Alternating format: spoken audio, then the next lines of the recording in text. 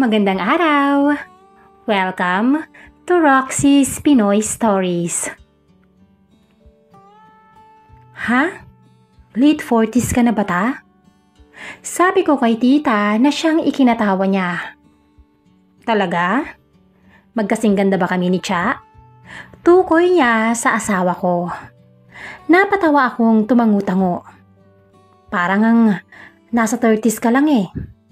Siguro, baliw na baliw si tito sa'yo noon. Sabi ko pa sa kanya. Tinutukoy ang yumao niyang asawa. Medyo lang, natatawa naman niyang tugon. Anong medyo tita? Ang tingin ko nga, inaaraw-araw ka ni tito noon. Sabi ko, bago ko pa man mapigilan ang sariling bibig. Kita ko ang pamumula ng kanyang mukha. Napatitig ako sa kabuuan ni tita. Hindi ko napigilan ang pagbasa ng aking labi. At maging siya ay natuon ang atensyon sa mga labi ko. Kung sana'y sa una pa lang ay hindi na ako nagpadala. Hindi na sana humantong pa sa ganito. Kung sana'y itinuring ko na lamang siya bilang isang tita. Hindi na sana nalunod ang aking sarili sa pagnanasa. At nangangamba sa mga susunod na posibleng mangyari. Magandang araw po sa inyo Miss Roxy at sa inyong mga tagapakinig. Maaaring pagkatapos nito ay isumpa niyo po ako sa galit. Ngunit sana ay bigyan niyo ako ng pagkakataon na maibahagi ang aking kwento. Kwento ng isang nagkamali, ng isang haligi ng tahanan na ang pundasyon ay unti-unting humina. Dahil sa mga maling pagnanasa.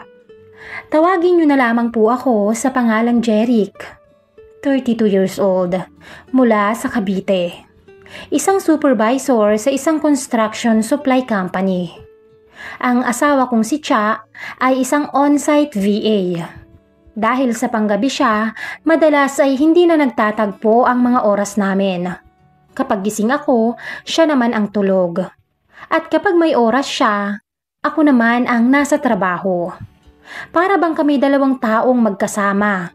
Sa iisang bubong pero laging may pagitan ng oras. May isa kaming anak na si Angel, 6 na taong gulang. Madalas siyang nasa nanay ni Cha para hindi mahirapan sa pag-aalaga. Lalo na't pareho kaming abala sa trabaho. Dumating sa buhay namin si Tita Malu. Siya ang pinsan ng nanay ko, 43 anyos at isang byuda. Pumanaw ang asawa niya dahil sa isang malubhang sakit. Nang minsang tumawag ang mama ko, ay nagpaalam siya kung pwede bang makitira muna si tita sa amin ng ilang buwan upang malibang-libang sa anak naming si Angel. Makatutulong daw ito sa kanya upang makabawi sa lungkot at makaiwas sa bahay na puno ng alaala ng yumao niyang asawa. Natural ay pumayag kami ni Cha. Sino ba naman ang tatanggi kung kamag-anak ang nangangailangan? Hindi ko alam kung paano ko ilalarawan si Tita Malu nang hindi ako nagmumukhang bastos. Pero ang totoo, kahit nasa late 40s na siya Miss Roxy, hindi mo mahalata. Kutis porselana, makinis, halatang maalaga sa katawan, at higit sa lahat ay maganda. Yung tipong kapag hindi mo kilala, iisipin mong nasa early 30s lang siya. May sariling appeal na mas mahirap ipaliwanag. Jeric, salamat ha. Pinatuloy niyo ako dito. Alam kong dagdag abala patuloy ako. Sabi niya noong unang gabi. Nakasuot lang siya noon ng simpleng blouse at short, pero litaw ang kinis ng balat niya. Pinilit kong huwag tumitig, pero mahirap. Ano ka ba tita? Sagot ko. Pinilit kong maging magaan ang usapan. Family is family. Dito ka na muna hanggang gusto mo. Total, maluwag naman dito sa bahay. Napangiti siya at sandaling tumingin sa akin.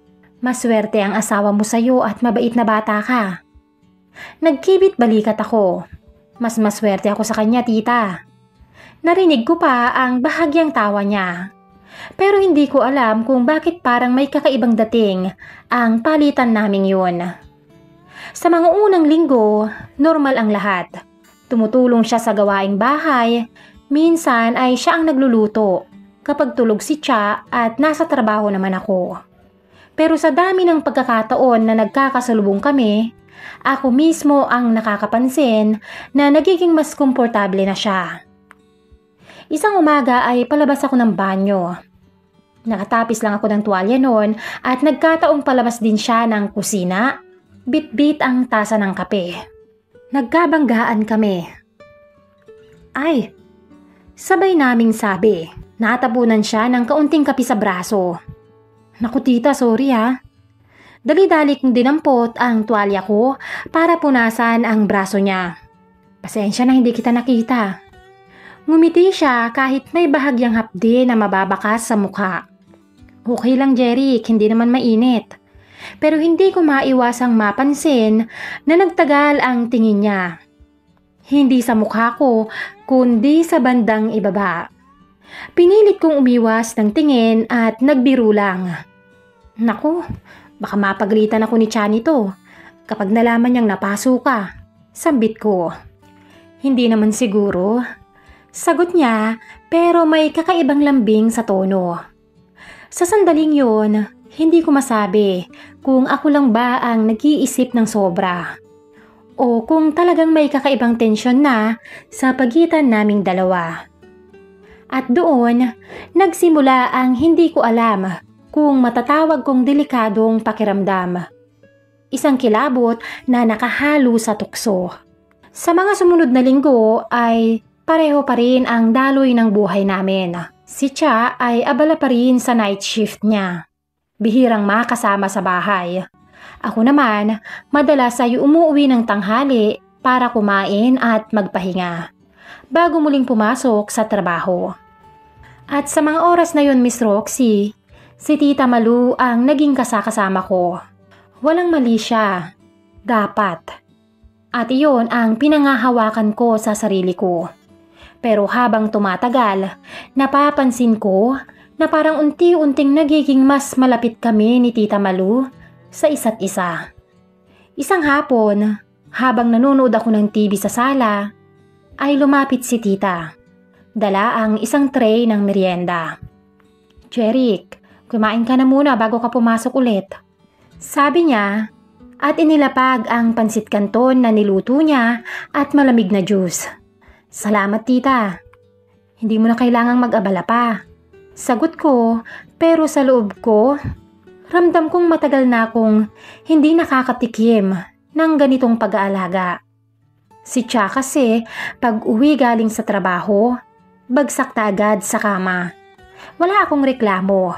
Naiintindihan ko ang trabaho naming dalawa. Pero ang simpleng pagsubo ko ng lutong bahay ni Tita Malu, parang iba ang dating. Alam mo Jeric, nakikita ko kung gaano ka nagsusumikap. Hindi madali ang pinagdadaanan nyo ni Cha ha? Bata pa kayo pero parang ang dami nyo ng pasan. Sabi niya habang nakaupo sa tabi ko. Napatingin ako sa kanya.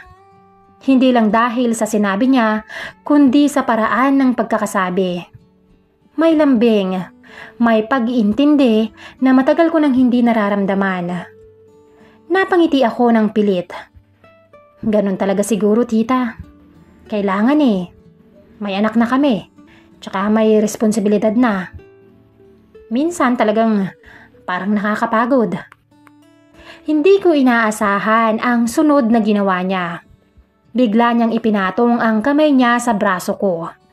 Banayad lang. Normal lang na mapagod. Pero huwag mo nga hayaang kainin kayo nun. Magaan din ang buhay kung minsan. Sandali akong natigilan. Ramdam ko ang init ng palad niya sa balat ko. Pinilit kong ngumiti at sabay inilihis ang usapan. Buti na lang nandito ka tita. Ang laki ng tulong mo kay Cha. Sa akin. Pati na rin kay Angel. Ngumiti siya pabalik. Wala yun. Masaya rin akong may kasama. Kaysa mag-isa sa bahay na puro katahimikan at alaala na lang. Hindi ko alam kung bakit. pero parang dumagdag ang bigat ng katahimikan pagkatapos nun. May isa pang insidente ng isang gabing umuulan ng malakas. Pauwi ako galing overtime at pagpasok ko sa bahay, nadatnan kong gising pa si Tita Malu. Nakaduster lang siya at nakaupo sa sala habang nagkakape. Naku Jeric, basang-basa ka naman. Halika, magbunas ka muna ng buhok mo at baka sipunin ka. Sabi niya sabay abot ng towel. Lumapit siya at siya mismo ang nagpunas ng buhok ko. Napagagatlabi ako. Nag-aalangan, ngunit hinayaan ko na lang rin. Tita, kaya ko naman. Hay nako, umupo ka na lang dyan. Sanay na akong mag-alaga. Sagot niya. Mahinahon ang galaw niya, pero ramdam ko ang bawat hagod ng tuwalya. Bawat pagdampi ng kamay niya sa batok ko. Salamat. Mahina akong sabi. Hindi ko na tinuloy ang tita kasi baka mas lalong sumingaw ang bigat ng eksenang yon. Nagkatinginan kami ng ilang segundo at siya ang unang umiwas at ngumiti lang. Sige, matulog ka na. Mahaba siguro ang araw mo. Umakyat ako sa kwarto pero hindi agad nakatulog. Nakadikit pa rin sa isip ko ang lambing sa simpleng kilos niya. Ilang araw pa ang nagdaan. Habang naglalaba siya sa likod ay dumaan ako at nagbiro. Tita, baka pati ako labahan mo na niyan. Ngumiti siya na may halong biro rin. Ikaw, aba kung gusto mong isama sa labada ang polo mo, dalhin mo rito. Hindi ako tumatanggi. Sabay niya rin. Mga simpleng gawain sa normal na bahay. Pero sa puso ko, may kung anong malamyos na pakiramdam na bumabalot. Mga maliliit na bagay lang. Pero ito yung mga bagay na matagal ko nang hindi nararamdaman mula kay Cha. Isang Sabado ng umaga ay maaga akong nagising. Day off ko noon at bihira rin mangyari na wala akong kailangang habulin na plano. Si Cha naman, mula pa kagabi ay may overtime ngayong umaga at may tatapusin pa raw. Si Angel naman ay pinapasyal ng nanay sa kabilang barangay. Bumaba ako ng hagdan at agad akong napatigil. Nasa kusina si Tita Malu, nakatalikod at nagsasalin ng kape. Nakasuot siya ng short at manipis na sando.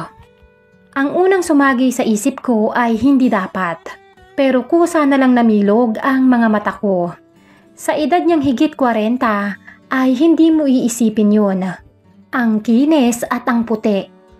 At yung hubog ng katawan niya, parang hindi naubos ng panahon. Oh, gising ka na pala, Jeric. Sabi niya nang lumingon, sabay ngiti. Nagkape na ako. Gusto mo rin? Ha, oo tita, salamat. Sagot ko at pinilit na maging kalmado. Umupo ako sa mesa habang siya naman ay nagsalin sa tasa. Habang naglalakad siya palapit sa akin ay naamoy ko pa ang bango ng sabon na parang sumisingaw sa buong kusina. Nang ilapag niya ang tasa sa harap ko, bahagya siyang yumuko at halos dumikit sa balikat ko ang braso niya. Mainit yan, dahan-dahan lang ha. Bulong niya. Napatingala ako at saglit na nagtagpo ang mga mata namin. Para bang humaba ang ilang segundo na yun. Umubo ako ng mahina at pilit na binasag ang katahimikan. Wala pa pala si Cha? Hindi ka ba nababagot dito sa bahay kapag ganito? Umupo siya sa tapat ko, dala rin ang sarili niyang tasa. Hindi naman po, nasanay na lang din. Pero minsan siguro nakakalungkot din. Dagdag ko pa.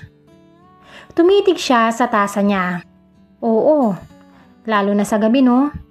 Kapag mag-isa ka na, mas ramdam mo kung anong wala na. May bigat sa boses niya. Hindi ko alam kung anong demonyo ang pumasok sa isip ko pero lumabas sa bibig ko ang mga salitang, kung may maitutulong po ako, sabihin mo lang. Ngumiti siya, malungkot pero may lambing. Salamat Jeric. Hindi lahat ng pamangkin, kasing bait mo. May kung anong malakas na kabog sa dibdib ko. Alam kong hindi ko dapat madama yun, pero naroon na. Isang hapon habang nasa sala ako at nag-aayos ng gamit ay biglang bumaba si Tita Malu mula sa kwarto. Nakapalda lang siya at fitted na blouse na pang-ehersisyo. Hindi man lantaran ang ayos pero kitang-kita ang korte ng katawan niya. Jeric, pwede mo ba akong tulungan? Ayaw gumana ng remote ng TV sa kwarto eh. Sabi niya. Pagdating sa loob ay inabot niya sa akin ang remote. Habang tinitignan ko, siya naman ay umupo sa gilid ng kama. Parang wala lang pero ramdam ko ang ibang dating ng eksenang yon. Parang mahina na tong battery ng remote, tita. Sabi ko at sinusubukang maging normal. Ay, ganun ba? Sagot niya pero hindi sa remote nakatingin, kundi diretso sa akin. Naramdaman kong kumakapal ang hangin sa paligid. Parang bawat paghinga namin ay sabay. Nilingon ko siya at doon ko nakita ang ibang tingin. Hindi tingin ng tiyahin, kundi ng isang babaeng matagal ng uhaw sa init ng yakap. Bigla akong napalunok. Pinilit kong iiwas ang mga mata ko. Sige tita, papalitan ko na lang ng battery bukas. Tumayo siya at lumapit.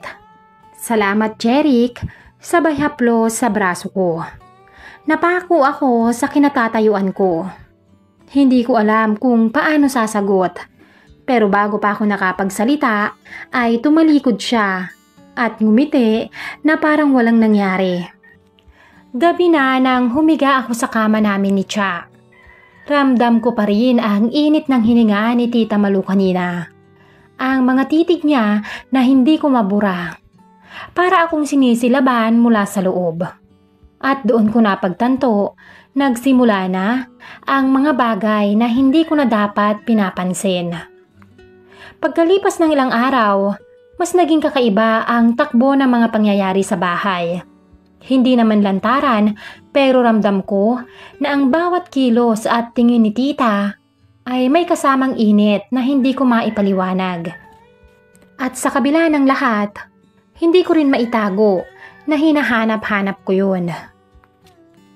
Isang hapong mag-isa ako sa sala at nagbubuo ng mga laruan ni Angel ay biglang lumapit si tita, hawak ang tuwalya sa balikat niya. Basa pa ang kanyang buhok. Amoy ko agad ang bango ng shampoo niya. Tumabi siya sa akin at pinanood ang ginagawa ko. Ang tiyaga mo naman, Jeric. Sabi niya nang nakangiti. Napatawa ko. Normal lang naman yan, tita. Trabaho yan ng tatay eh. Tumawa siya ng mahina pero may kurot sa mga ngiti. Pagkatapos nun ay bigla niyang dinampot ang isang piraso ng laruan at inabot sa akin. Nag-abot ang mga kamay namin. Hindi sinasadya pero dumampi ang mga daliri niya sa balat ko. Dapat ay wala lang pero nanatili yun ng mas matagal. At nagtagpo ang mga mata namin. Sandali lang pero sapat para magparamdam ng kakaiba.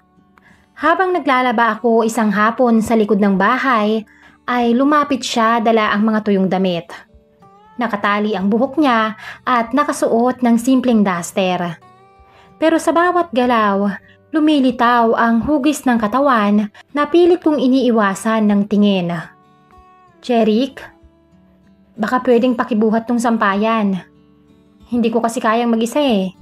Sabi niya. Lumapit ako at inayos. Siya naman ang nag-aabot ng mga pinupulupot na tali. Sa bawat abot ay nagdidikit ang mga braso namin. May isang sandali pa na halos sumayad ang hinaharap niya sa braso ko. Salamat ha. Sabi niya malapit sa tenga ko. Napatingin ako sa kanya. Nandun na naman yung mga mata na yun na hindi pang tita. Napakagat ako ng labi. Gusto kong kumawala. Gusto kong magpigil. Pero habang tinititigan ko siya, ramdam kong unti-unti nang natutunaw ang lahat ng depensa ko. Kinagabihan noon ay hindi ako mapakali.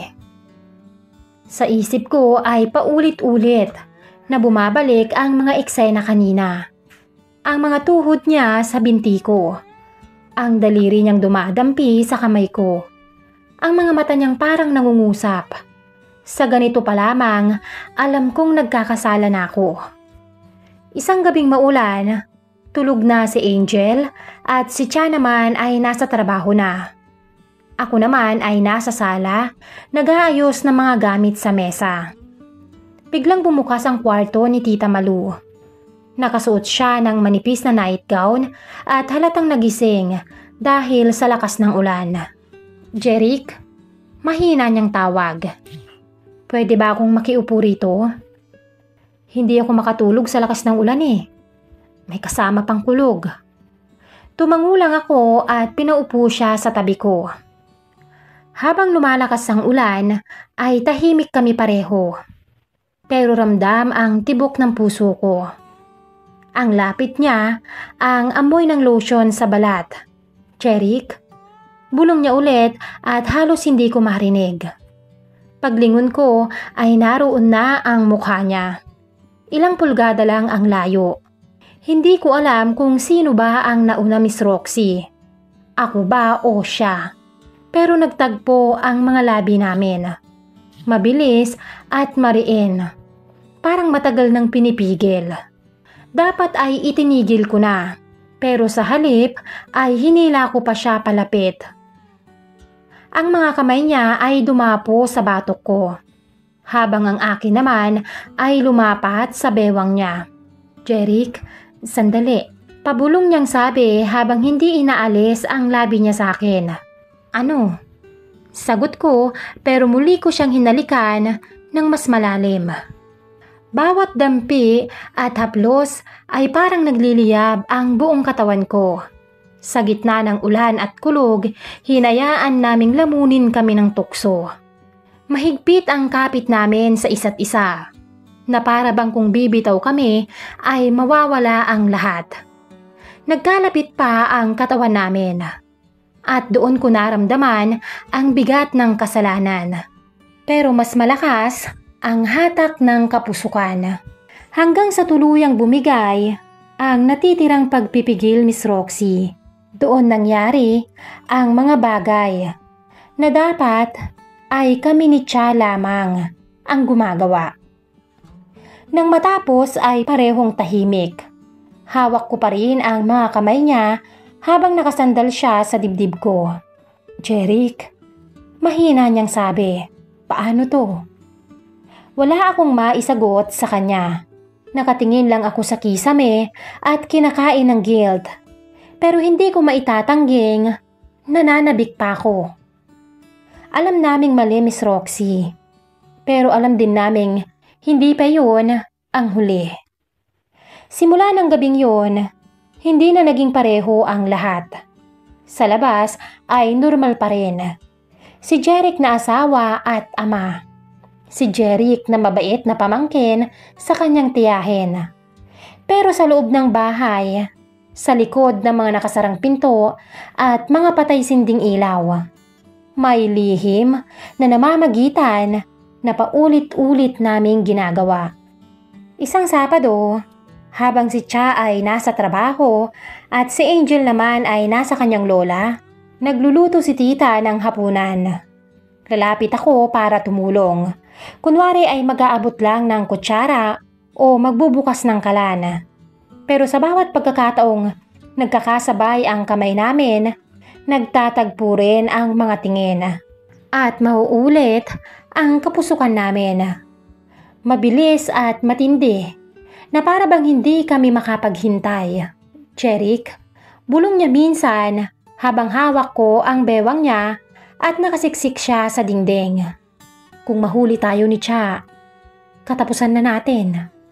"Hindi mangyayari yun," sagot ko, pero sa halip na tumigil ay mas idiniin ko pa ang labi ko sa kanya. May isang hapon naman na habang nanonood kami ni Angel ng cartoons, ay dumaan si Tita Malu sa harap namin para kunin ang tuwalya sa sampayan. Suot niya ang manipis na duster at saglit na nagtagpo ang mga tingin namin. Sa mga mata pa lang, Miss Roxy, alam ko na may paanyaya.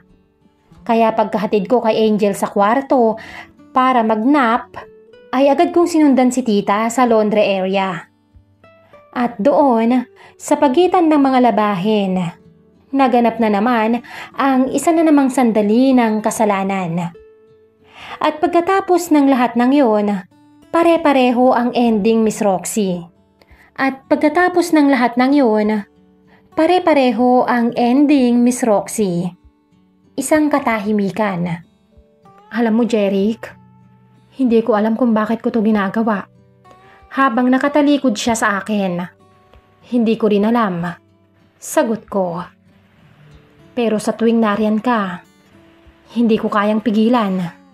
Gusto ko siyang yakapin ng buo, pero pinipigilan ko ang sarili ko. Naiisip ko ang mukha ni Cha at ni Angel, ang pamilya ko at ang tiwala na unti-unti kong pinapatay. At doon ko na-realize, Miss Roxy, hindi na lang ito isang beses na pagkakamali. Isa na itong sikretong panghabang buhay naming itatago. Simula nang dumami ang mga lihim na tagpo namin ni tita, ay sinubukan kong umiwas. Nagtutulungan kaming lahat sa bahay. Pero ako mismo ang nagtakda ng distansya. Hindi ako tumatabi sa kanya sa hapag. Hindi ko na siya tinutulungan sa kusina. At kapag may pagkakataon, ay lumalabas ako ng bahay para makaiwas lang. Jeric, parang iniiwasan mo naman ako. Minsang biro ni tita habang nag-aabot ako ng plato sa kanya. Pero halos hindi kami magtagpo ng mga mata. Napilitan akong ngumiti. Busy lang, tita. Ang dami ring trabaho eh. Sagot ko. Pero alam kong hindi siya kumbinsido. Ramdam kong sinusundan pa rin niya ako ng tingin at bawat tingin na yon, para bang may hatak na hindi ko kayang tuluyang talikuran. Sa isip ko, gusto kong bumalik sa dati. Yung simpleng asawa at ama lang ako. Pero sa tuwing naaalala ko yung mga haplos at halik, yung bawat gabi na pareho kaming hindi makatulog dahil sa apoy na kami mismo ang nagsindi, bumabalik ang lahat. Para akong adik na pilit umiiwas, pero bumabalik pa rin sa bisyo. May isang gabi at halos 2 linggo na noon na wala kahit na anong nangyayari. Akala ko noon ay makakaya ko. Pero nagising ako isang gabi para uminom ng tubig. Natatnan ko si tita sa sala. Nakahiga sa sofa at nanunood ng pelikula. Nakasuot siya noon ng simpleng puting shirt at shorts. Walang kahit na anong espesyal. Pero sa paningin ko, para siyang tukso na nakahain. Hindi ka makatulog? Tanong niya, hindi man lang lumilingon. Pero alam kong ramdam niyang nakatayo ako ron. Nauhaw lang, tita. Mabilis kong sagot. Gusto kong dumiretso sa kusina at bumalik na sa kwarto. Pero sa halip ay naupo ako sa kabilang dulo ng sofa. Ilang minuto lang ang lumipas bago siya bumaling at tumitig sa akin. Hanggang kailan mo kakayanin itong ginagawa natin? Gusto kong sabihing tapos na. Gusto kong sabihing huwag na. Pero sa halip ay lumapit ako sa kanya hanggang sa hindi ko na namalayan at naramdaman ko ulit ang hininga niya. At bago pa ako tuluyang mag-isip ay nag-umpisa na naman kami at sinulit ang isa't isa. At lahat ng panata ko sa sarili ko ay nabasag sa isang iglap. Jeric, nakakatakot. Baka isang araw, mabuko tayo. Hindi ko rin alam, tita. Bakit hirap na hirap akong iwasan ka? Hindi ko alam kung paano pipigilan ang sarili ko. Lalo na't sa bawat iwas, ay nauuwi sa pagbabalik at mas lalong pagkasabik. Para kang bitag na ako mismo ang pumasok. At ngayon, hindi ko na alam kung paano lalabas. Napatitig siya sa akin. At mababakas ang lalim ng iniisip. Kinabukasan ay kinausap ako ni Tita Malu. Jeric, Babalik na ako ng probinsya. Mahina niyang sambit. Ayokong masira ang pamilya mo dahil sa akin. Pero tita, paano ka? Tanong ko sa kanya. Habang maayos pa ang lahat at habang kaya pa nating tigilan, gawin na natin. Napakabait ni Cha para lukuhin. Mahabang sabi niya pa. Pagdating ng aking asawa kinabukasan, ay nagsabi na si Tita Malu ng balak niya. Okay ka na ba talaga tita? Tanong ni Cha. Pwede ka namang dumito muna. Maraming salamat iha. Okay na ako. Namimiss ko na rin ang bahay ko ron. Maraming salamat talaga sa inyo ni Jeric. Maluhaluhang saad pa niya bago tumingin sa akin. Wala yun tita. Anytime. Pwede kang bumalik rito pag nalulungkot ka ron. At niyakap niya pa si Tita Malu. Miss Roxy, kinahapunan bago ko ihatid si Tita Malu sa sakayan, ay naganap muna ang isang mainit na tagpo sa pagitan naming dalawa. Habang tulog ang aking asawa. Para bang tinuldukan na namin doon ang aming nagawa. Isang mahigpit na yakap ang ibinigay niya sa akin bago siya tuluyang sumakay ng bus. Patawarin ninyo ako ni Cha Jeric. Pagkalas niya, saka tumalikod. At eto po ako ngayon, umaamin sa iyo, Miss Roxy. Dahil hindi ko po kayang sabihin sa aking asawa. Si Tita Malu naman ay naroon na sa kanilang probinsya. Pinipilit kong bumawi kay Cha, Miss Roxy. Ngunit tila ay wala nang kapatawaran pa ang aking ginawa. Lalo na kapag nilalambing niya ako. Natatakot po akong aminin sa kanya ang totoo. Dahil alam kong maaaring ikasira yun ng aking pamilya. Ngunit kapalit naman noon ay panghabang buhay na konsensyang aking dadalhin. Maraming salamat po at hanggang dito na lamang, Jeric. Hanggang sa susunod na kwento, ang inyong lingkod, Miss Roxy.